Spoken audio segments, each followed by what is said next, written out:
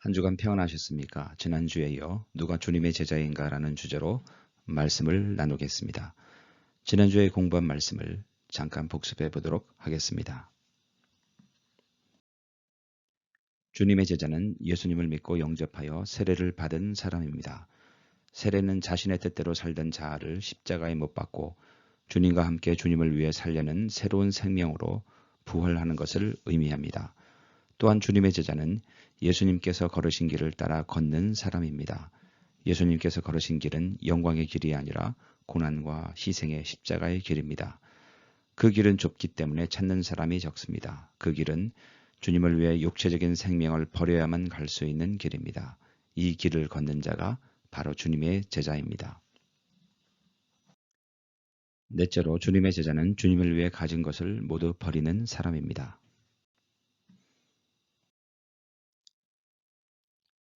누가복음 14장 28절 읽겠습니다. 너희 중에 누가 망대를 세우고자 할진대 자기의 가진 것이 준공하기까지에 족할는지 먼저 앉아 그 비용을 예산하지 아니하겠느냐. 그렇게 아니하여 그 기초만 쌓고 능히 이루지 못하면 보는 자가 다 비웃어 가로되 이 사람이 역사를 시작하고 능히 이루지 못하였다 하리라. 또 어느 임금이 다른 임금과 싸우러 갈 때에 먼저 앉아 1만으로서 저 2만을 가지고 오는 자를 대적할 수 있을까? 헤아리지 아니하겠느냐? 만일 못할 터이면 저가 아직 멀리 있을 동안에 사신을 보내어 화친을 청할지니라. 이와 같이 너희 중에 누구든지 자기의 모든 소유를 버리지 아니하면 능히 내 제자가 되지 못하리라. 본문에는 두 가지 이야기가 나옵니다. 하나는 어떤 사람이 망대, 즉 탑을 세울 때 돈이 얼마나 드는지 계산을 한 다음에 공사를 한다는 것입니다. 또 하나는 어떤 왕이 다른 나라 왕과 전쟁을 할 때에 싸워서 이길 수 있는지 군사력을 계산한 다음에 전쟁을 하든지 평화협정을 맺든지 한다는 것입니다. 이 두 이야기의 주제는 어떤 일을 하기 전에 계산을 한다는 의미입니다. 주님의 제자가 되기 위해서는 계산을 하라는 말씀입니다.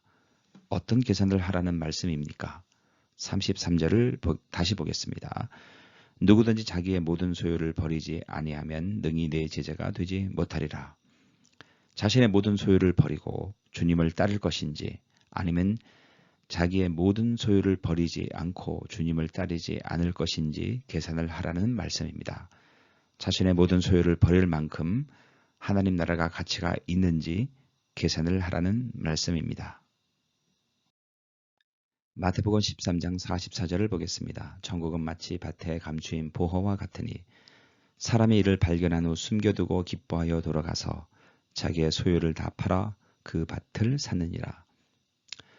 알렉산더 대왕이 갑자기 죽은 후에 헬라 제국은 그의 부하들에 의해 여러 나라로 분열되었습니다. 가장 강한 세력을 갖고 있었던 나라는 이집트 지역의 프톨레마이우스와 메소포타미아의 셀레우코스였습니다. 이 두 나라는 패권을 장악하기 위해 전쟁을 지속했는데 그 길목에 이스라엘이 있었습니다. 전쟁 중 이스라엘 백성들의 많은 소유물들이 약탈을 당했기 때문에 자신의 귀중한 보물들을 땅에 묻는 것이 보편화되었습니다. 땅에 보물을 묻은 후 주인이 죽게 되면 그 보물은 주인 없는 보물이 되었습니다. 마태복음 13장 44절 말씀은 그러한 배경 속에서 이루어진 말씀입니다. 다시 본문으로 돌아와서 하나님의 나라는 밭에 감추인 보물과 같습니다. 어떤 사람이 밭을 갈다가 이 보물을 발견하고는 자신의 모든 소유를 다 팔아서 그 밭을 산다는 것입니다. 이것이 바로 누가복음 16장 33절의 의미입니다. 누가복음 16장 33절에서 자신의 모든 소유를 버린다는 의미는 마태복음 13장 44절에서 자신의 모든 소유를 다 팔아서 하나님 나라를 산다는 것과 의미가 같습니다. 조금 더 구체적으로 말한다면 자신의 모든 소유를 하나님 나라와 의를 위해 사용하는 사람이 주님의 제자가 된다는 것입니다. 우리는 10분의 1은 하나님의 것이고 나머지는 자신의 것이라고 생각합니다. 그렇지 않습니다. 10분의 10 전체가 하나님의 것입니다. 이것은 수입과 재산 전체를 교회에 바치라는 의미가 아닙니다. 자신과 가족과 이웃을 돌보면서 주님을 위해, 하나님 나라를 위해 재물을 사용하라는 의미입니다. 마태복음 6장 24절을 보겠습니다. 한 사람이 두 주인을 섬기지 못할 것이니 혹 이를 미워하며 저를 사랑하거나 혹 이를 중히 여기며 저를 경히 여김이라. 너희가 하나님과 재물을 겸하여 섬기지 못하느니라. 재물은 그 능력이 커서 충분히 우리를 지배할 가능성이 있습니다. 주님의 제자가 되기 위해서 우리의 주인이 누구인지 분명히 알아야 합니다. 우리의 주인은 오직 예수 그리스도밖에 없습니다. 이 고백이 분명하면 재물은 우리를 더 이상 지배하지 못합니다. 로잔 대회가 지난 2010년 남아프리카 공화국 케이프타운에서 열렸습니다. 당시 발표되었던 로잔의 부창출 선언문을 요약하면 다음과 같습니다. 부의 창출은 풍요로운 세상을 창조하신 창조주 하나님께 근거한다. 부의 창출은 거룩한 부르심이며 또한 하나님이 주신 은사이다. 부의 축적은 옳지 않지만 부의 공유는 장려되어야 한다. 부의 창출자들은 교회에서 인정되어야 하며 타문화권 선교를 위해 준비되고 배치되어야 한다. 자신만을 위해 사용하지 않고 주님을 위해, 하나님 나라를 위해, 선교를 위해 사용되어지는 것이 바로 자신의 재산을 모두 버린다는 것의 의미입니다. 자신을 위해 축적하지 않고 주를 위해 사용한다면 비즈니스를 하고 부를 창출하는 것은 바로 하나님이 주신 은사인 것입니다. 기독교는 자신의 모든 소유를 다 버리고 산에 가서 기도만 하는 종교가 아닙니다.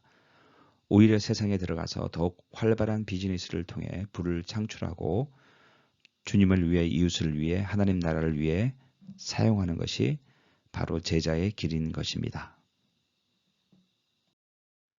다섯 번째로 주님의 제자는 형제를 사랑하는 사람입니다. 요한복음 15장 34, 35절을 읽겠습니다. 새 계명을 너희에게 주노니 서로 사랑하라. 내가 너희를 사랑한 것 같이 너희도 서로 사랑하라. 너희가 서로 사랑하면 이로써 모든 사람이 너희가 내 제자인 줄 알리라. 기억해야 할 사실은 모든 은사와 능력을 소유했다 하더라도 사랑이 없다면 주님의 제자가 아니라는 사실입니다. 우리가 구원받은 것을 어떻게 알 수 있습니까? 요한일서 3장 14절에 의하면 형제를 사랑함으로 사망에서 옮겨 생명으로 들어간 줄을 안다고 했습니다. 또한 사랑하지 않는 자는 사망에 거한다고 했습니다. 그리스도인의 표식, 제자의 표식은 바로 사랑입니다. 하나님 나라의 사역은, 선교는 사랑으로 시작해서 사랑으로 끝납니다. 사랑이 없는 신자가 아닌 것처럼 사랑이 없는 교회는 교회가 아닙니다. 우리가 비록 인터넷으로 모이고 있고 예배당 건물도 없지만 우리가 주님 안에서 사랑이 넘친다면 그것이 바로 주님이 원하시는 교회인 것입니다.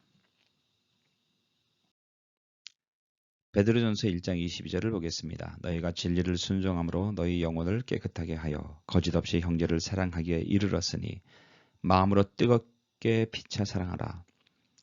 십자가의 본질이 사랑인 것처럼 신자의 본질도, 교회의 본질도 사랑입니다. 다른 것들은 좀 부족해도 되지만 사랑만큼은 부족해서는 안 됩니다. 사랑은 서로 존중하는 것이며 칭찬하는 것이며 격려하는 것이며 배려하는 것이며 이해하는 것이며 따뜻한 말을 하는 것입니다. 요한복음 3장 14절을 읽겠습니다. 14절 우리가 형제를 사랑함으로 사망에서 옮겨 생명으로 들어간 줄을 알거니와 사랑치 아니하는 자는 사망에 거하느니라. 그가 우리를 위하여 목숨을 버리셨으니 우리가 이로써 사랑을 알고 우리도 형제들을 위하여 목숨을 버리는 것이 마땅하니라.